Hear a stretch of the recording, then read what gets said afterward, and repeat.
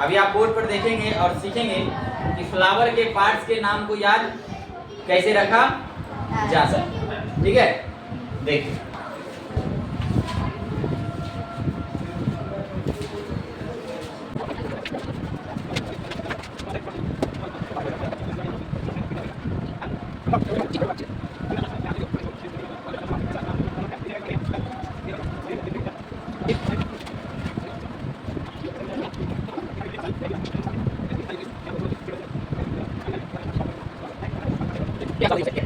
और इस फ्लावर के अलग अलग पार्ट का जिक्र करें। आप जानते हैं कि मेनली फ्लावर में कितने होल्स होते हैं? 4। कितने होल्स होते हैं? 4। इस 4 में 2 जो होते हैं वो रिप्रोडक्टिव ऑर्गन्स होते हैं। 2 क्या होते हैं? Reproductive organs. क्या होते हैं? रिप्रोडक्टिव ऑर्गन्स, अर्थात प्रजनन अंग होते हैं। क्या होते हैं? प्रजनन अंग होते हैं। अर्थात इसको हम 2 नाम दे सकते हैं, एक एंड्रोशियम होते हैं और दूसरा गाइनोशियम होते हैं।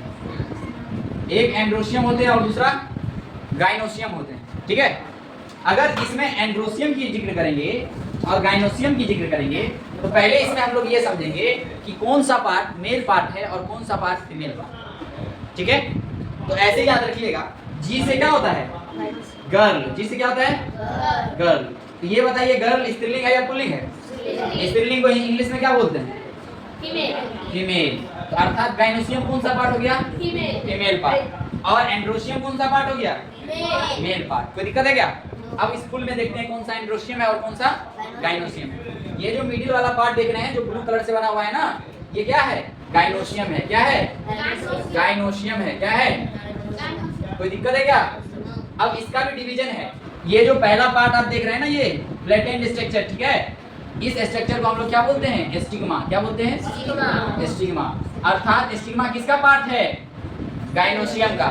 स्टिग्मा किसका पार्ट है? ये बीच वाला जो लॉन्ग स्टॉक आप देख पा रहे हैं, ये क्या है? स्टाइल। ये क्या है? स्टाइल। ये क्या है?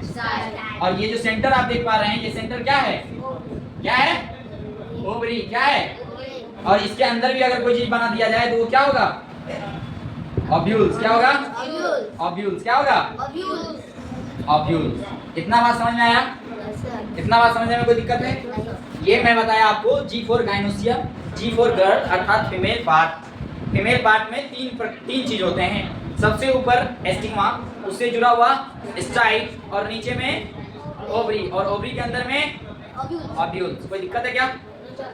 अच्छा, अब बच गया क्या चीज? एंड्रोशियम। तो एंड्रोशियम आप समझ रहे हैं कि रिप्रोडक्शन के लिए मेल पार्ट और फीमेल पार्ट की आवश्यकता पड़ती है। एक यदि फीमेल पार्ट हो गया तो दूसरा क्या होगा?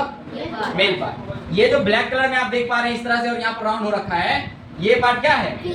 ये क्या है? मेल पार्ट है। क्या है? Male part. और इस मेल पार्ट को क्या बोलते हैं हम लोग? एंड्रोशियम। क्या बोलते हैं? क्या बोलते हैं? एंड्रोशियम। जैसे गाइनोशियम के 3 पार्ट हुए ना, वैसे एंड्रोशियम के भी क्या होंगे? 2 पार्ट होंगे। कितने पार्ट? 2 पार्ट। एक पार्ट जो ये तो जुड़ रखा है और एक पार्ट ये जो स्फेरिकल आपको दिख रहा है। कोई दिक्कत है क्या? कोई दिक्कत है? तो जो पार्ट आपको दिख रहा है, ये पार्ट क्या है? एंथर। ये जो राउंड स्ट्रक्चर में आपको दिख रहा है, ये क्या है? एंथर। क्या है? एंथर। और ये जो लॉन्ग स्टॉक आपको दिख रहा है, ये क्या है? फिलामेंट। क्या है? फिलामेंट। अर्थात मेल पार्ट ऑफ फ्लावर्स में कितने पार्ट होते हैं? 2 पार्ट। कौन कौन से? एंथर और फिलामेंट। जब एंथर और फिलामेंट एक साथ पढ़ते हैं तो इसी को हम लोग पढ़ते हैं स्टामेन्स। क्या पढ़ते हैं? स्टामेन्स। और गाइनोशियम को हम लोग क्या बोलते हैं? पिस्टिल। क्या बोलते हैं? पिस्टिल। कोई दिक्कत है? कोई दिक्कत है? अच्छा, अब बच कौन कौन गया? देखिए, ये जो लॉन्ग, ये फैला हुआ जो स्ट्रक्चर आपको दिख रहा है, फ्लैटेंड स्ट्रक्चर, ये दिल टाइप में, अर्थात इसकी पत्ती यही बच गई है। ठीक है, तो इसको हम लोग बोलते हैं पेटल। इसको हम लोग क्या बोलते हैं? पेटल। क्या बोलते हैं? पेटल। क्या बोलते हैं? और ये जो स्ट्रक्चर आप देख रहे हैं जो और ग्रोथ निकल रहा है, इसको हम लोग क्या बोलते हैं? क्या बोलते हैं? क्या बोलते हैं? सेपल। ठीक है, तो अब याद रखना है कि जिसको पेटल बोले तो इसको सेपल बोले, हमेशा भूलते रहिएगा। तो याद कैसे रखिएगा सो समझिए। पहला बात आप ऐसे याद रख सकते हैं, पी से होता है पत्ता। पत्ता मतलब लीफ। पी से क्या होता है? पत्ता। पत्ता मतलब लीफ। ये फूल का पत्ती है ना, तो फूल के पत्ती को हम लोग क्या बोलते हैं? पी से पत्ती, पी से पेटल। कोई दिक्कत? और एक बच गया सेपल, तो नीचे वाले को बोलेंगे सेपल। लेकिन और तरीके से याद रखना हो तो कैसे याद रखेंगे? अल्फाबेट को समझते हैं। अल्फाबेटिकल ऑर्डर आप याद रखेंगे। सबसे पहले पी आता है, फिर क्यू आता है, फिर आर आता है, फिर एस आता है, फिर टी आता है। हाँ, तो सबसे पहले क्या आया? तो सबसे पहला लेयर क्या कहलाया?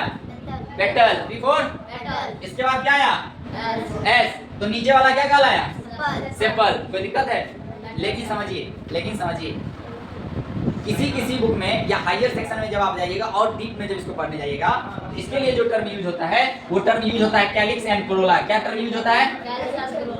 क्या टर्म यूज होता है? क्या टर्म यूज होता है? Calyx and Corolla. तो समझिए कैलिक्स किसके लिए यूज करेंगे और कोरोला किसके लिए यूज करेंगे। जैसे कोई भी चीज आपके मन में होता है, क्या समझते हैं? काश ऐसा हो जाता, काश वैसा हो जाता। तो काश जो टर्म आप देख रहे हैं ना, काश, उसी काश को यहाँ लिख देना है काश, अर्थात सी से कैलिक्स और एस फॉर सेपल। तो काश किसके लिए यूज किया जाएगा? सेपल के लिए। काश किसके लिए यूज किया जाएगा? सेपल के लिए। अब देखिए यहाँ पर कॉप होता है ना, कॉप, इंडियन कॉप्स होता है ना। हाँ, तो कॉप टर्म का यूज करेंगे तो सीओ से क्या हो जाएगा? कोरोला, और पी से क्या हो जाएगा? पेटल। तो कोरोला किसके लिए यूज होगा?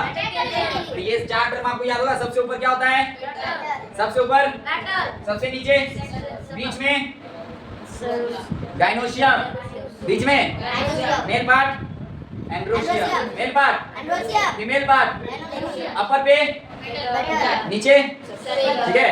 और ये जो आप थैलानुमा आकार देख रहे हैं, ये थैलानुमा आकार, तो टीएस से थैला और टी से थैलेमस, टीएस से थैला और टी से थैलेमस। और ये जो स्टॉक निकला हुआ है इसको बोलते हैं पेडिसिल। क्या बोलते हैं? पेडिसिल। क्या बोलते हैं? ठीक है। फ्लावर का अंग आपको याद रहेगा, पार्ट्स ऑफ फ्लावर याद रहेगा, याद रखिएगा, उतार लीजिए।